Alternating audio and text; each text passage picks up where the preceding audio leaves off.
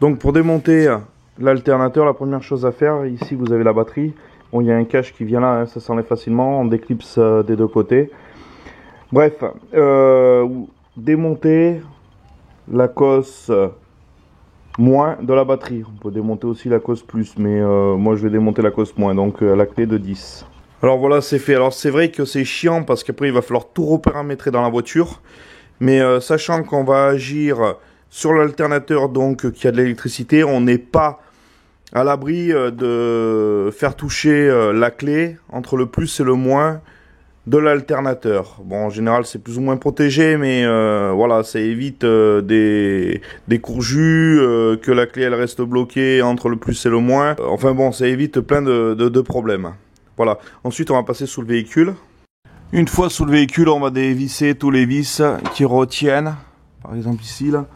Voilà, protection sous le moteur. Une fois démonté, on se trouve comme ceci. Donc déjà il y a un vis ici, un vis ici. Je vous conseille de dévisser ici pour pouvoir détendre la courroie. Peut-être dévisser ici, vous voyez.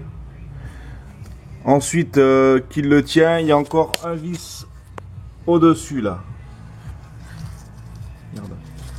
Un vis au-dessus ici. Alors, voici l'alternateur démonté. Donc on a bien un vis qui se trouve ici, qui se trouve en haut. Un vis qui se trouve ici, qui se trouve ici. Le problème, c'est que pour atteindre ici et ici la fiche, ça va être compliqué. Vous voyez, on peut pas y atteindre par là.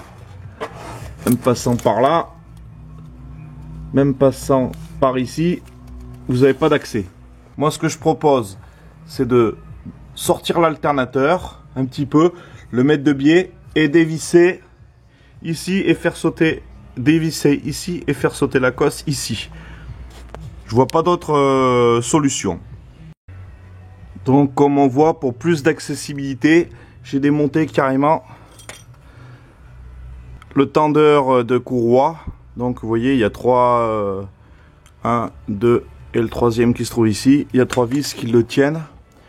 Voilà. Et le vis, là on le voit un peu mieux.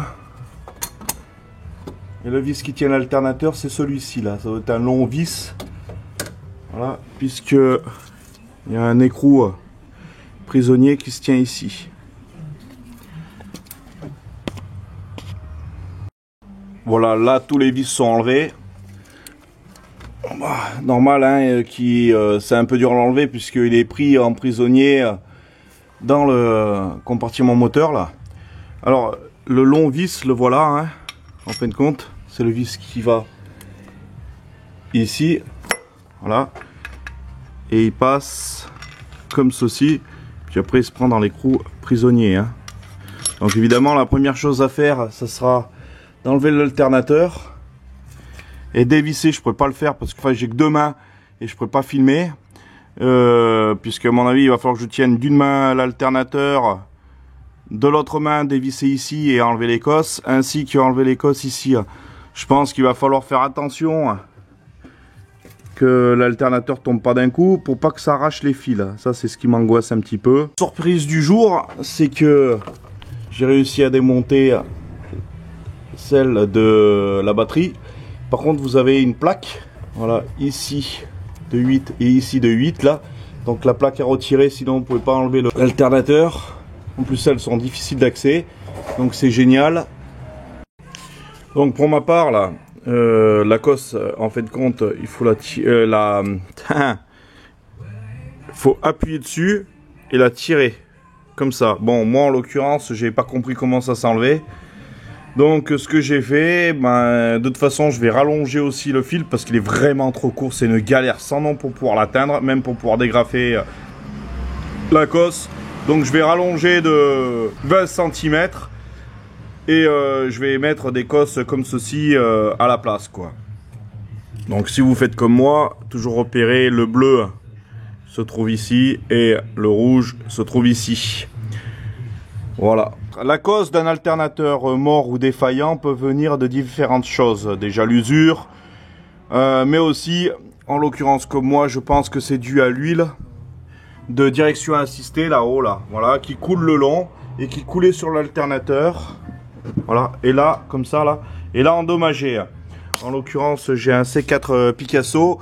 Et sur le C4 Picasso, c'est la vanne GR qui coule sur l'alternateur. Donc, il va falloir d'abord nettoyer tout autour, réparer la fuite, afin de pas de nouveau altérer l'alternateur. Voilà, c'était à titre d'information. Si vous avez de l'huile qui coule sur l'alternateur, réparez d'abord la fuite d'huile avant de le changer. Alors le voilà en place. Alors évidemment, une fois que c'est fait, pensez à rebrancher la batterie, à reprogrammer tout dans la voiture là, les sièges, les rétros et compagnie.